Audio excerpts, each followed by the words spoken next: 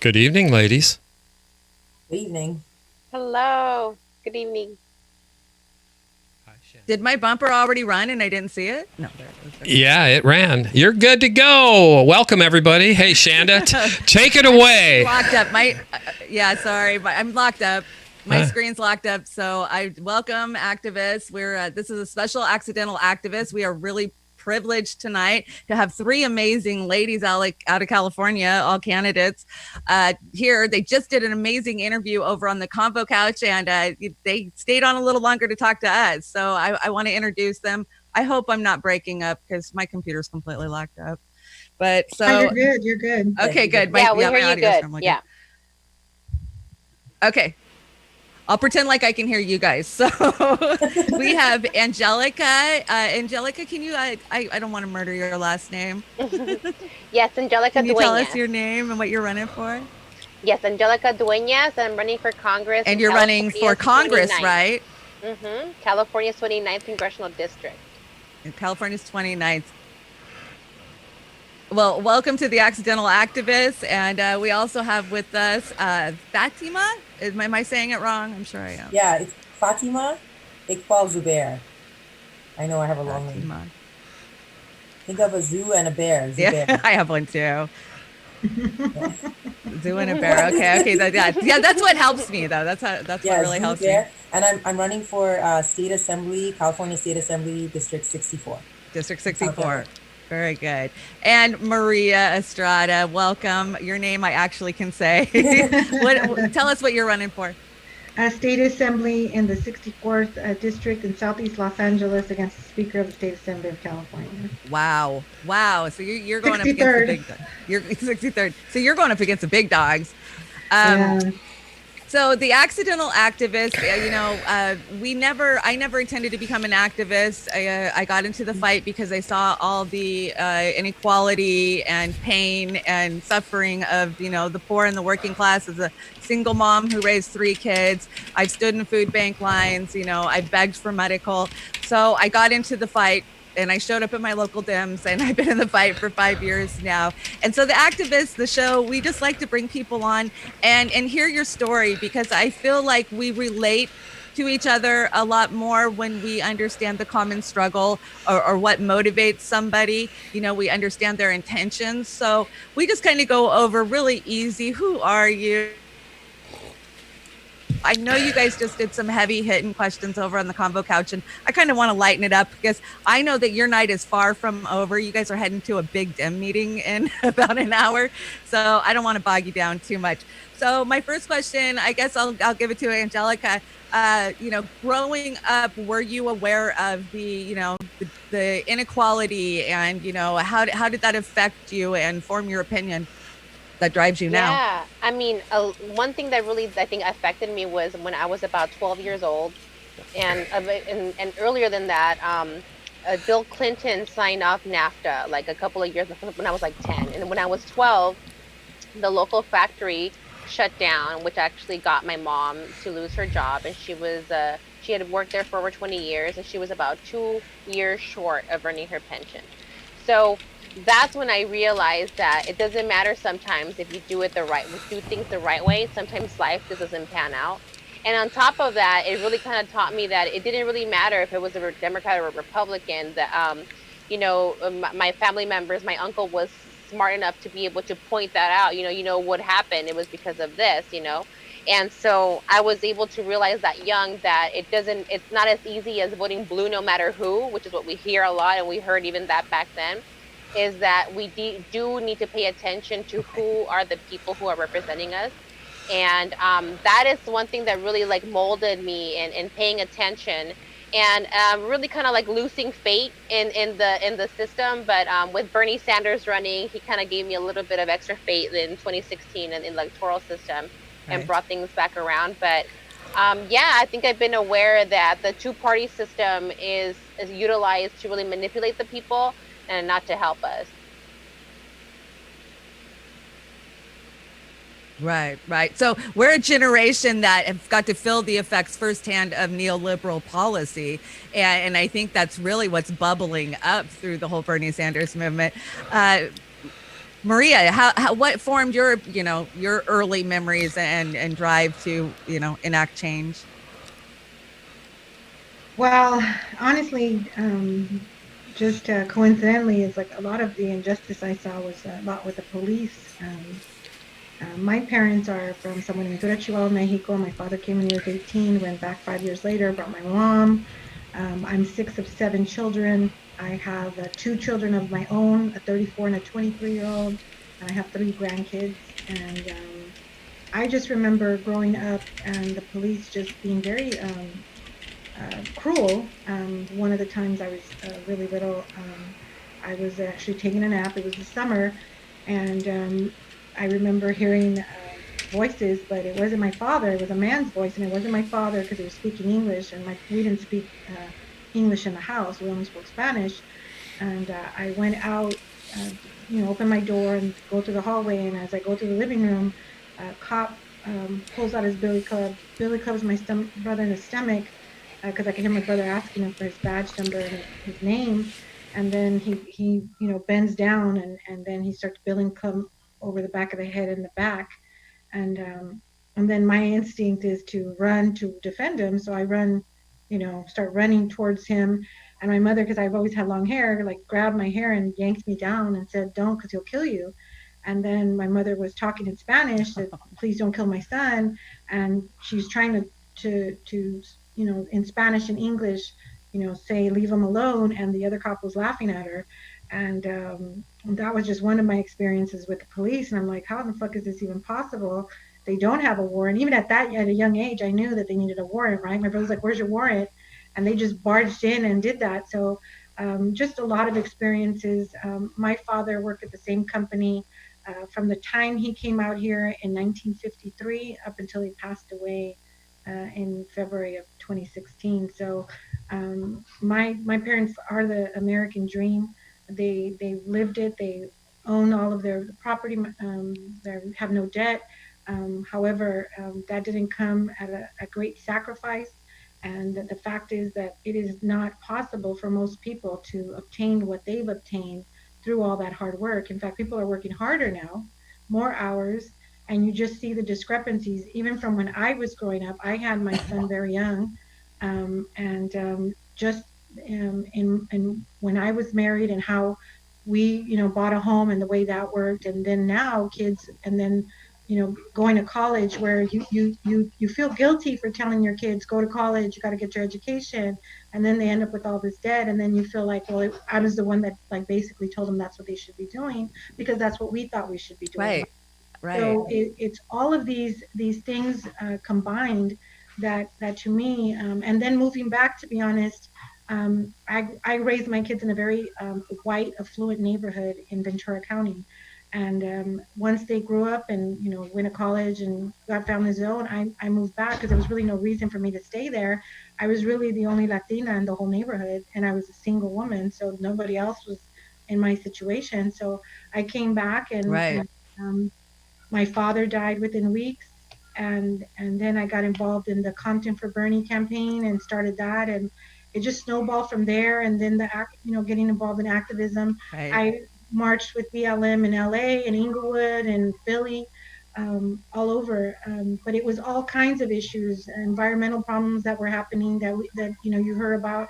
And the thing is, I was always coming back and forth, but I was going to visit my family. I was with my parents and my kids, so I wasn't really engaged politically here. Although I have a political page that I've had for 10 years that has 80,000 followers, but it's global politics, right? So Wow. all of that comes into play, but the need for change and seeing, being in Philadelphia and seeing the whole charade that went on uh, at that nomination, I was done, and I Yeah, I was knew there too. Yeah. I knew that that was it, Yep. and we did everything right, right? Everybody Yeah, did what we were supposed to. We put in the work. we did. He got that energy going, and they ripped that from us. They didn't rip it from him. Yeah, they They ripped it crushed from it. us, and Yeah, I agree. and then ultimately that just showed me that it doesn't matter what the people want. That party is going to Hmm. do whatever the party feels like. The fact that we have Kamala Harris as I a know. vice president and Biden, like, what did we do to deserve that, right? We That's didn't do right. anything. That's I what think it's they're imposing. punishment. It's That's right. exactly, they're imposing their will on us, and that's completely the antithesis of what this country claims to be. So, to me, that just emboldens me and actually makes me angry to let me know that this is the fight I need to be in. Right. Makes you fight harder. Well, getting Biden elected isn't going to help my Yeah. community. Your story is so relatable. No, I'm sure a not at lot of all. people feel In the so same many way. communities, he's You going know, to they've hurt had the same communities. experience. Yeah, exactly. Right. Right. Your story is very relatable, from raising kids to by yourself to I have 3 grandkids. And really that's how I got into this fight, I saw my grandkids and what we were leaving them, it destroyed Hmm. economy, the environment completely depleted, everything that we fight for. So I'm excited to hear your story, Fatima. Yeah, thank you. So I'm like my story is pretty multicultural. I'm Sri Lankan by heritage, and I was born in Dubai, and then when the Nice. Gulf War broke out, my family immigrated to Canada. So I actually lived in the first province that had Medicare for all, because Canada did it at the provincial level, and Wow. I immigrated to the U.S. actually in the East Coast when I started high school and I did college there. So I'm like an immigrant twice over. But the funny thing is, I started feeling all these things, like 9/11 happened when I was there, and I started feeling like an other. It's funny, like in this country more than I did in Canada, more than I did in Dubai, and there were issues that people were talking about, like healthcare and this awful immigration system, that I'm like, okay, this country has so much money, it's supposed to be the country of dreams, and it isn't that. And then How disappointing. yeah, disappointed. And then when I came out here to California, I mean, I did a bunch of different things, but really what is the epitome of what changed me and made me really want to run, um, was my, like, working as a teacher in Watts, and as a public school teacher in Watts and a community advocate there. Like, that was the main focus of, like, my activism initially. And a lot of it was like the environmental issues. So my kids didn't have clean water at schools. There was a toxic recycling site by the school. The soil, a lot of my kids live in the projects, and that was built after World War II on a steel factory. So they were drinking dirty water for God knows how long. Um, our football field had lead and arsenic Yeah. toxicity. So this obviously, I would always bring justice into the classroom. But then I came to a point where, even if I create the strongest students, the most independent minded students, the system is so messed up that, like, even if they gave it all they could, I could create like this 4.0 student who knows how to talk back, but the system will still fail them. And that's when I really decided to run, going out in the Yep. community and seeing that community leaders didn't even work with their politicians anymore because they didn't trust them. And these community leaders didn't even vote anymore. And that got me thinking, like, this is so sad, Exactly. because when you're in positions of power, you could be doing so much for the people and giving so much and doing their bidding. And it's such a disgrace. And then finding out what the tipping point for me was, finding out Gibson's awful record on the environment. He doesn't support AB 345. He's on the SB 625 bill. He's like, just super bad on the environment. He's an ex cop also. Ex cop, takes the fifth most in police money. So thinking that my district is one of the poorest, 90% people of color, includes like Watts, Compton, Wilmington, and just seeing that he's not serving them, like, two more. I'm not going to wait my turn Wow. to run. 2 more years is long enough. I just wanted to say too, not only am I an immigrant, I'll be the first Muslim to represent in the state legislature, the first Sri Lankan, and I'd be the first woman to represent my district as well. So I think it's really important that Yeah. we all, like, have a California where we all belong. And I think our legislature right now is mostly men, and there's not many women. There's not many Right. teachers or immigrants. Only 3 immigrants with the assembly, and I think that's a huge reason why we have so many of the issues that we have. Yeah. Absolutely. Oh, yeah. So many. So I think we might have lost Angelica. Is she, Oz, do we have her? Yeah, she just popped back Yeah, I in. had She's to. back. You're Yeah, I back was on. You're about to, back like, on. my Yeah. phone's about to die. I had to, like, plug in. Yeah. I So apologize. sorry. My computer is froze up, so I'm really not seeing real time. So I'm kind of seeing what happened a few Yeah, minutes you're ago. you're holding So, up all right. You're doing ladies, okay. wow, you guys are all so impressive. Each one of you in your own right. I kind of want to know what are your driving policies? What are your like your top 4 policies, top 3 policies that you're fighting for each one of your campaign? And Maria, we can start with you. Single payer healthcare in the state of California. In fact, that's the reason I'm running, is because the speaker actually blocked it. Um, from, he shelved it. He actually I know. stopped the legislative process and shelved it. So had he not done that, everyone right now in the middle of this pandemic would be covered, right? And we would have, by the end of 2020, saved $111 billion, and California wouldn't be 54.3 billion in the hole because of this economic problem that we're having. So healthcare for sure, environmental justice, because we have some of the worst environmental conditions in the state. Rent control, rent's a big problem, gentrification's a big problem, and homelessness actually since the Yes. pandemic started has jumped 13% here in LA County. So all of those things are super important to me and to my community. And also we're all corporate free. We don't take corporate money, and that makes a huge difference because one of the things that I always tell people is always pay attention to who sends you fancy, glossy, big mailers, because somebody's paying for those mailers. It's cost a lot of money to do that, and I don't have that money, and that's why I'm knocking on your door.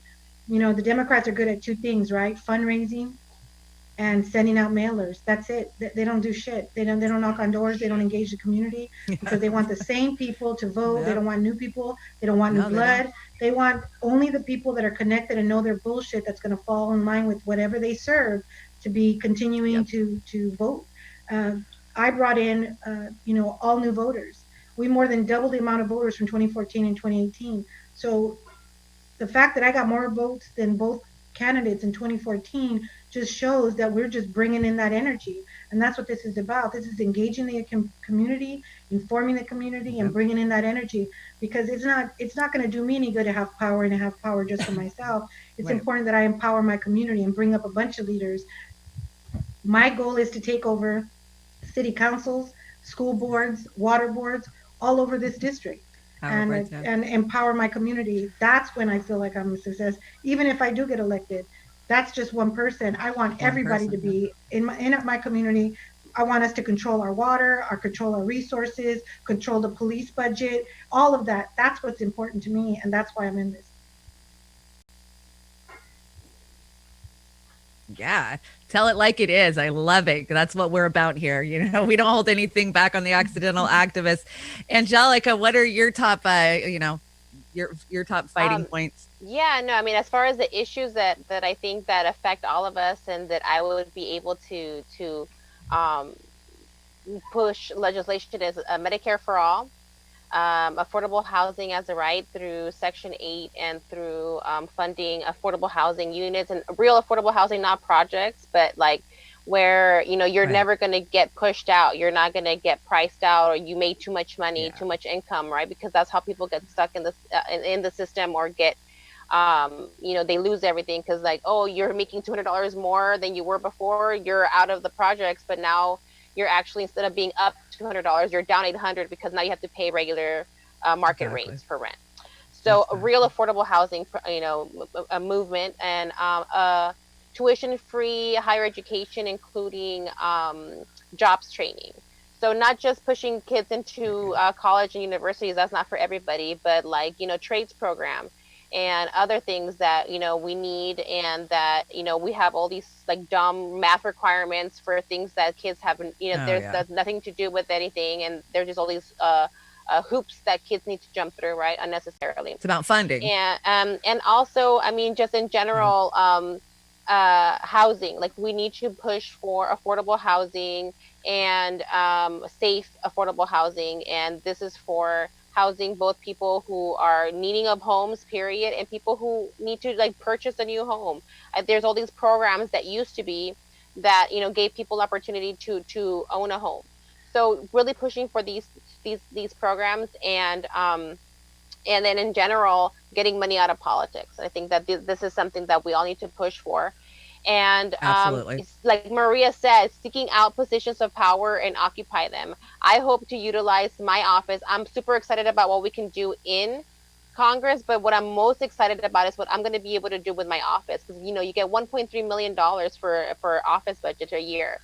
So I want my office to be a community empowerment Wow. center where we're going to Mhm. have a space to share with our community, where we're going to be able to not just teach them and hold workshops and show how people to organize, but give them allow for space for them to Right. organize. Because in organizing, we have a problem of where we're going to meet, how we're going to buy enough frappuccinos to be able to hang out right here, or what, things like that. Right. So Right. where these Yeah. are things Yeah. that No, we do the same thing. organizers have a hard time, right, doing, is where are we Yeah. going to meet. So giving my community the tools to be able to succeed. And And because I think all of us here understand that change is it's a bottom up thing, and we need to empower our community to be able to make those changes happen. And I think that me and in a position of power, my responsibility is to empower my community, and that's what I really want to do. And I think that this run, or all of our runs, really is bigger than each individually one of us. It's the whole movement, because if any of us were to be able to win our runs, it's a big punch in the system. It's like a big fu to the whole establishment. And if we can, all of us can get in there, it's amazing. And so I really, just to take a little bit of time to emphasize, is that all three of our races, you have two Democrats, head to head. So we don't have a situation where, oh, it's going to go red, oh, we have we're going to lose a district.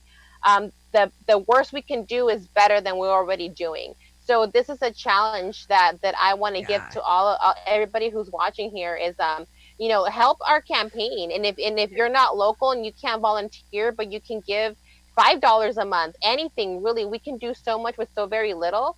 And we're going up against big money. But if you take a look at how they spend their money, and you take a look at how we spend our money, we're spending our money on our campaigns to win.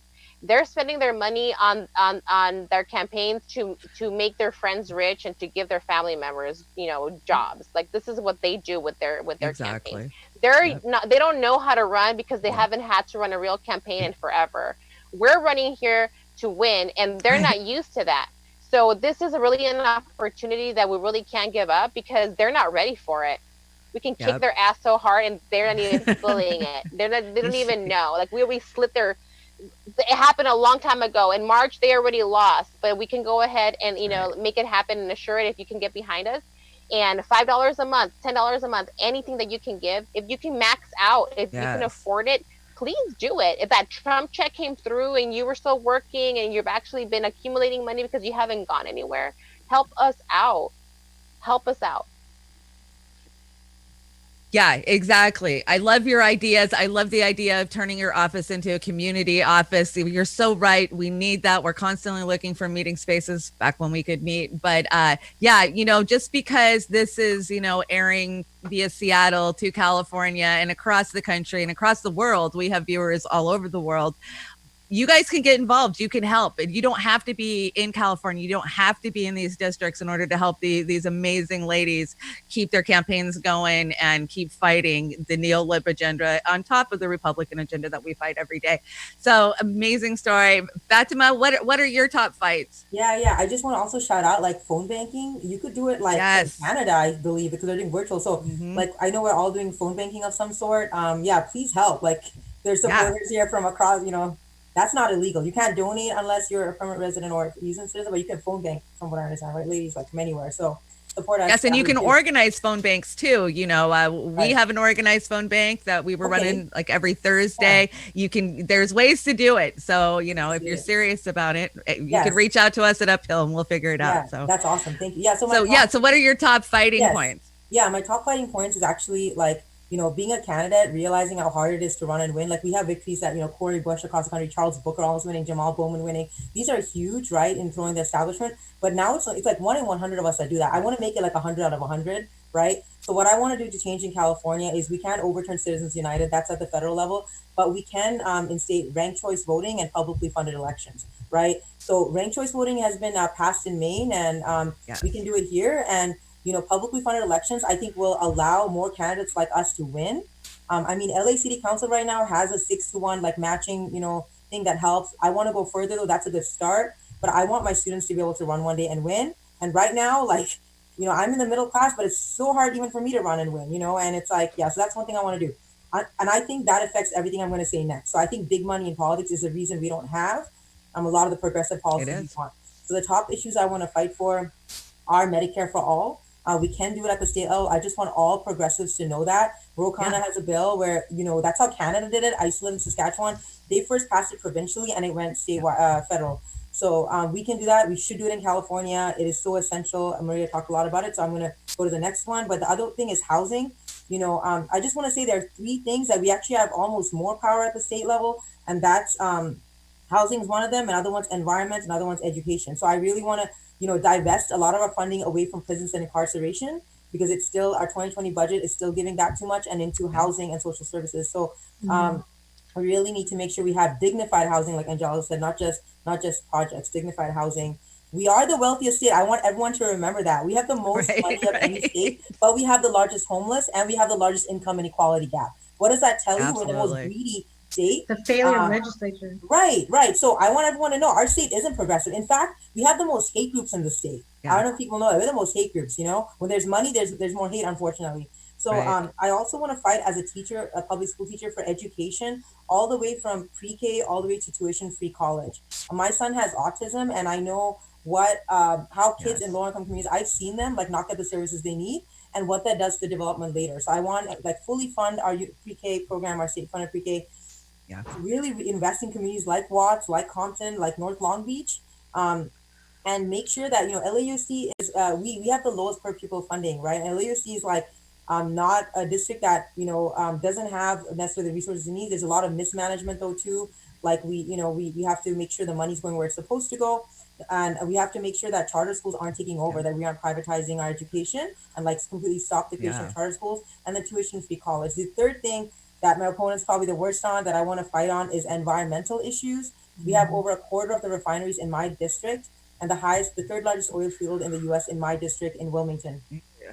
It's a disgrace. Wow. Gibson is the second biggest acceptor of corporate money. He is I think, the Democratic caucus chair or something like that.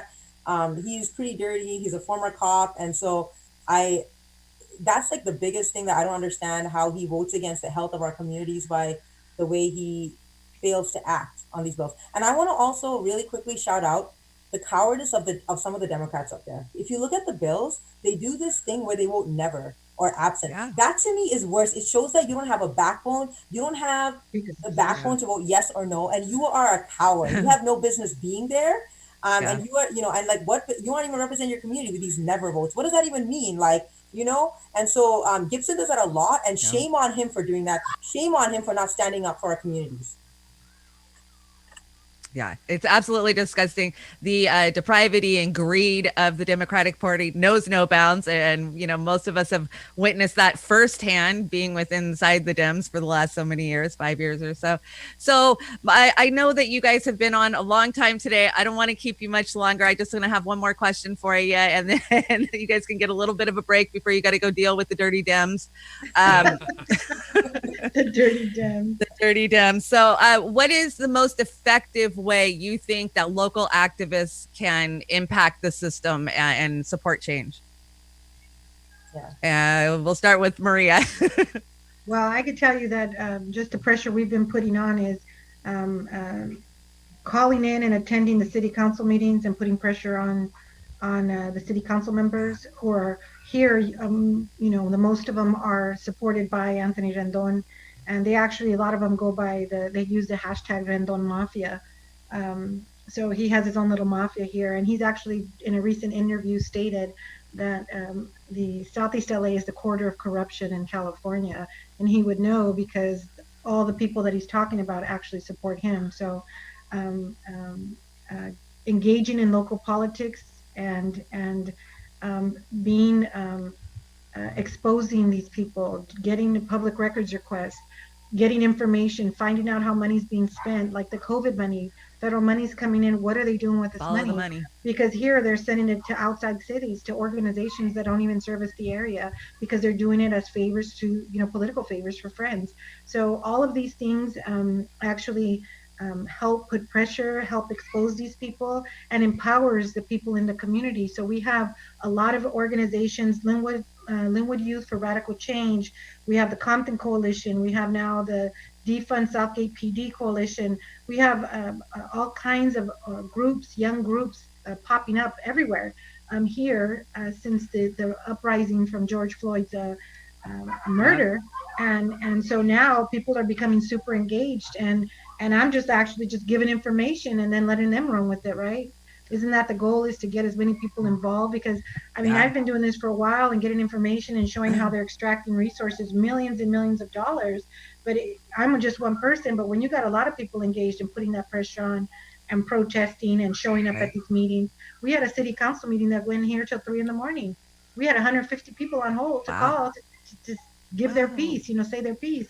So that Oh, I bet they were actually, shitting their pants. yeah, they are. I mean, when I put I haven't even posted in a bit because I'm letting that whole credit card thing with the police. I haven't posted the city officials who are buying their own lunches. I'm waiting for the petty cash receipts. Every department has petty cash. It's like slush fund, and these people think it's their own personal Yeah. fucking bank account, and they're sitting there. People here, are going to food banks Yeah. to get fed, and these Mhm. motherfuckers are spending thousands and thousands of dollars of city Mm-hmm. money to fucking eat. Like that's outrageous. And the fact that like On lunch. Yeah. the mayor and the Yeah. city manager are all supporting the police and they're approving that this waste of money to me is outrageous and engaging Right. the community, giving that information. So now people are really right, they're really pissed off. So all of that actually brings in activists, gets people more engaged, and that's where it's at. That's where you get that energy, and that's how you take over these areas. Yeah. Yeah, no, I love that. Yeah, working, putting pressure on your city council is so important. It's becoming effective in Seattle. We put a lot of pressure on for defund. Oh no. What happened?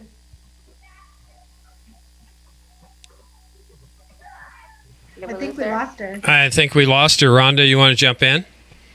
Sure. So keep her face up. Don't put mine up. I'm not It's ready. I'm behind the scenes tonight. I'm back. I'm she's back. She's back. She's back.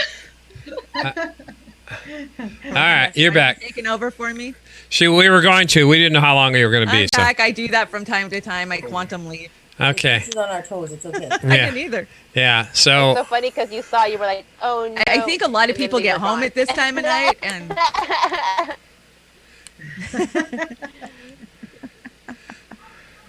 well, Maria, I love your input on how to get people involved. Why don't you tell people how to reach you, websites, pages? The website is www.estrada2020. Donor box is donorbox/estrada-2020, and we're already going to start canvassing on starting this weekend.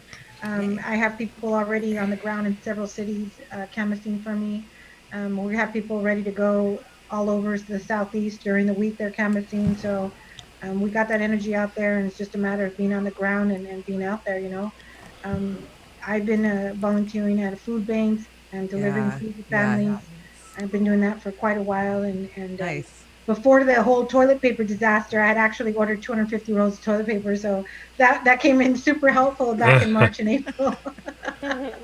But yeah, The great toilet paper disaster of 2020. honestly, that's what I recommend everybody, especially right now, just being out there in the community, talking to the community, engaging the community, helping wherever you can, and listening to what the people need and what their concerns are, because there are plenty. Small businesses are suffering. Those cops weren't buying from local restaurants; they're buying from chain restaurants. So you can't say that you're for small business. The city can't say they care about small businesses when they're using money in these big chain restaurants outside the city limits. But I mean, I could go on and on about the kind of bullshit that's going on over here, but whoever wants to go next. Right. So, Fatima, how do you think it's the most effective way for activists to enact change? Yeah. I think, I do think, like Maria said, like, getting them informed, and because that's, that's not what the establishment want. They want them to be in the dark and think that politics should be separate from what they do. So just knowing that they have the power, makes a difference. But I also want to just say that when I've talked to a lot of residents, like in Wilmington and Communities for a Better Environment or Compton, right now, I want to shout out the kids there trying to defund their school police. Their police actually have access to semi-automatic assault rifles and tasers, and so like when I engage with them and so I'll giving them information and said, oh, go get a meeting with the mayor, go get a meeting here and there, for of these communities. A lot of them say when we advocate, we get threatened, right? And what happens is low-income communities, I just want to say they do advocate, but part of the reason they're scared is if they're undocumented, they get threatened by ICE. I've heard in Compton. Yeah. That Mike Gibson like has a relationship with like a lot of the politicians because they're beholden to their friends, right? They're not beholden to the people, and so they will at all costs protect their relationship over advocating. So I just want to say like even when people advocate, sometimes there's fear because they get they get try to get they give them money to be quiet. They will call ICE on them. They will Yeah. threaten them, and that way threaten their family, threaten their jobs. So one thing I want to add is like but I want to continue that and one thing I try to do is when there's fears I say like I'll go with you and I'll be the one speaking kind of thing and with you so that doesn't happen.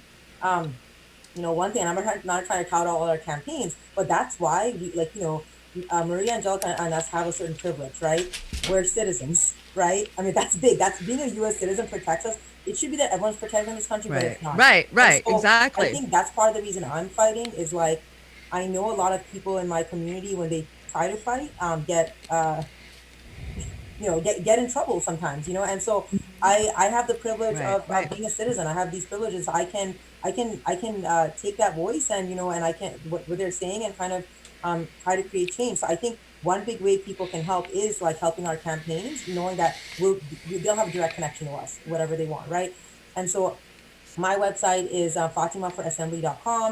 Our donate link is bit.ly/donate 8064. You can post it in our pages after too. But that is the best way because, I'm going to say something. I was protesting at Senator Okay. Hertzberg's house yesterday morning. I looked up his race. He had a challenger, and his challenger was a Democratic challenger, didn't even raise enough, to report it. And that's not his fault. It's just hard to run against that. He had raised $1 million, and this guy, blocked AB 345, right? Senator Hertzberg, Wow. along with a couple of senators. And like the sad part is, the truth is that he'll continue to get elected, right? Because of his money. So the way we can combat that Right. is by getting the people behind us. So like joining our phone banks is a great way. Joining our phone banks and then donating to like help us. Because phone banks also cost money. Their phone banks, helping us text bank, all this stuff costs money. Yeah. Having some staff costs money.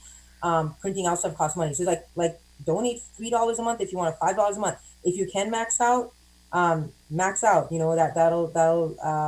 That'll be awesome. But like whatever you can, yeah. So I just Absolutely.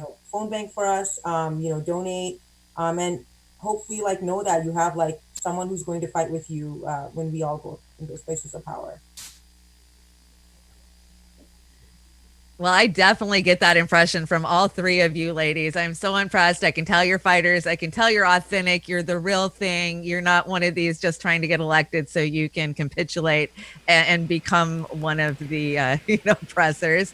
And Angelica, how do you think people should get involved, and what's the most effective way, and how do we get a hold of you? Yeah, no, it's just like what everybody said here.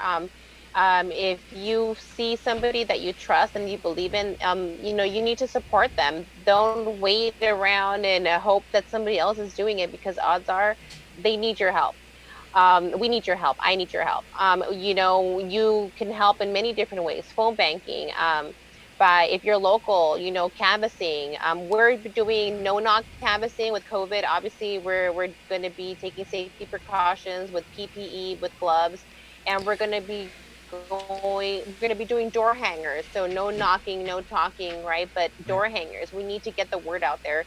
And we have to work. There's no if, ands, or buts about it. And so expect to put in some work. And if you really can't, because not everybody's able to, um, then if you can donate $1, $2, $5, $25, anything that you can, become a sustainer, become a monthly donor. We can make so many things happen with very little. And if you believe that you can be a great challenger, that's one thing that you can do is find out if you have enough support to run a campaign. I think that people should be strategically looking at campaigns and runs, and don't just run just to run, Yeah. but run strategically and get a team to get behind you and take over these seats, because that's the only way around it. We need to take over. And so I just think that getting out there, getting behind a candidate is one way, but definitely getting involved in your community, join an organization. Doing things on your own can be very overwhelming. Join an organization, Yeah. GSA, Our Yeah. Revolution, whatever grassroots org near you is that's doing work, get on board. And that's a great way to start. Green Party, Movement for People's Party, whatever local group that's doing work, join them and see what they're about. And don't be a party loyalist. You know what I mean? Yeah, You can be a yeah. Democrat and work with other groups. It's all good. Absolutely. Even though they'll tell you can't. So yeah, you guys have all hit great, amazing points about getting involved in activism.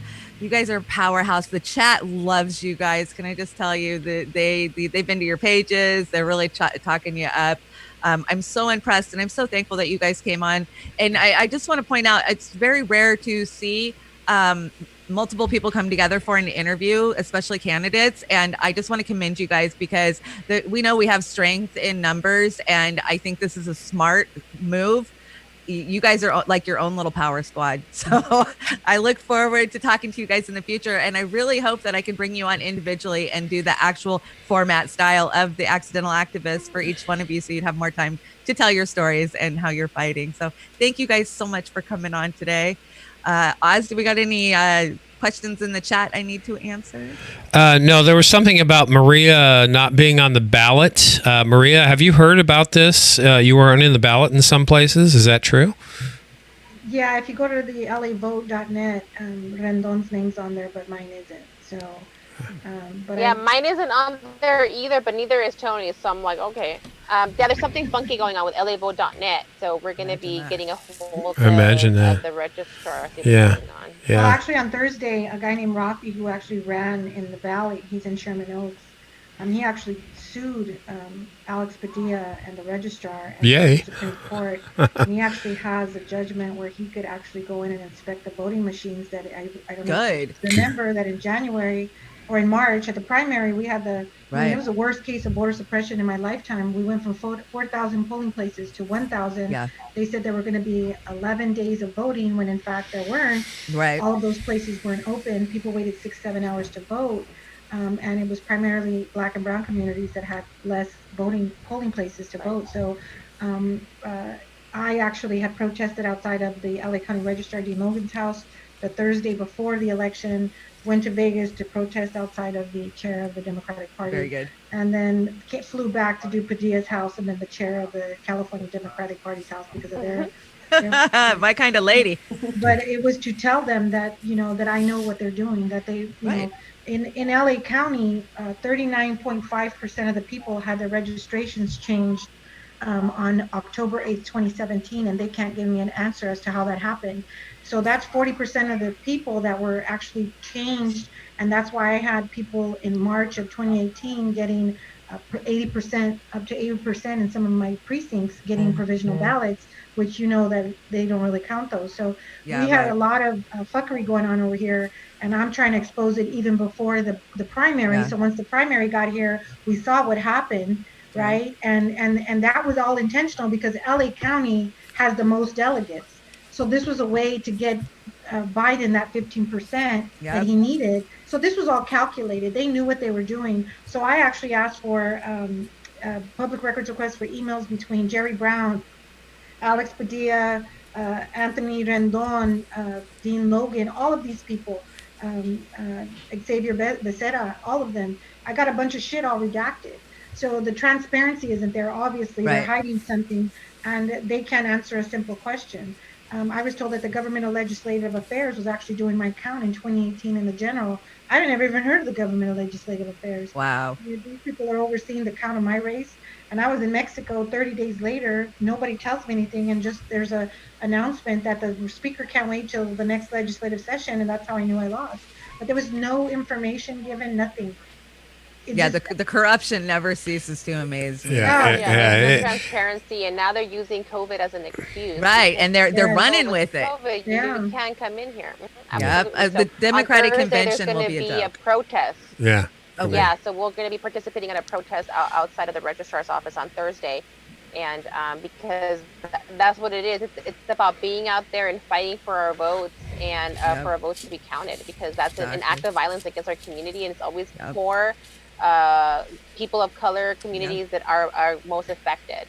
Yep, So, all the but yeah, so thank you marginalized so much for communities. giving us this platform, you guys. I would love to amazing, be able and to just sit people down and like chat with you to give guys. us that platform. Yes. I would Yeah. love to just sit and Yeah. chat with you guys. I want to cut it short because I know you guys are Yeah, they got to run. on a long time. And They you got to other run. places to be. But No, I would love to be back, you guys. This has been great. yeah, we want to thank our friends over at the Convo Couch, Fee, Pasta, and Yes. Johnny Tsunami for hooking us up with you guys tonight. Yeah, so we're trying to get that roll of independent media rolling. So yeah, we're going to run you out of here right now so you can make your next meetings. And they refer to you as the power candidates.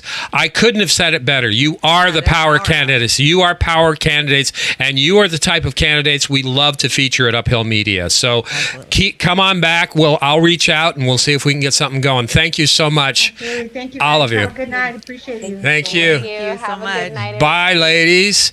Shanda, what do we got coming up? We got the dive tomorrow morning, 10 a.m. Tune in. Tune in to the dive tomorrow morning. Women's Wednesday. Women's Wednesday. Okay, we got an Outgrow song here. I think you picked this a while back, so I'm going to run through the credits. I'll get it going. Let me know if you can hear it. And I want to thank everybody. I love seeing your smiling face. Oh yeah, Rhonda. Thank you so much, Rhonda. Yeah. So Rhonda's there. Can we count on you in the morning, Rhonda, for Women's Wednesday?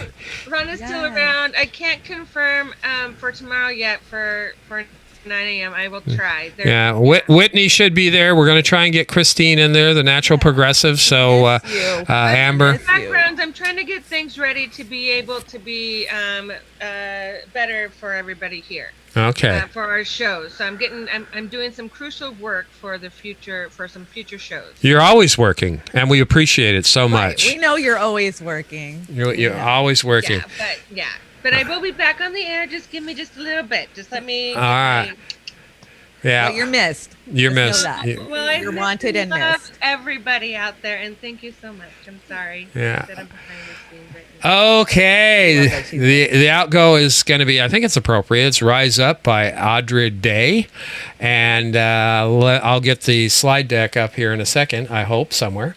And thanks, everybody in the chat. It's great to have you here. I know Jimmy Dore was pulling a lot of people tonight, so it happens, it happens. So let me get this squared up, and we'll see you in the morning for Women's Wednesday, right? Women's Wednesday. Bye, everybody. Thanks. Let me know if you hear this, Shanda. If I can get the cursor to work. Here we go. Can you hear me now? Can you hear me now? You're broken down and tired. Hi. Living life on a merry-go-round, and you can find a fighter, but I see it in you, so we gon' walk it out and move mountains. We gon' walk it out and move mountains. And I'll rise like the day. I'll rise unafraid. I'll rise up, and I'll do it 1,000 times again. And I'll rise up high like the waves. I'll rise up in spite of the ache. I'll rise up, and I'll do it 1,000 times again. For you, for you, for you, for you.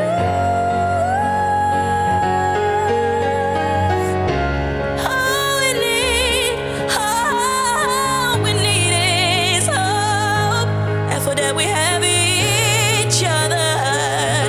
And for that we have each other. And we will rise, so we'll rise. We'll rise. I'll rise up, rise like the day. I'll rise up in spite of the ache. I'll rise 1,000 times.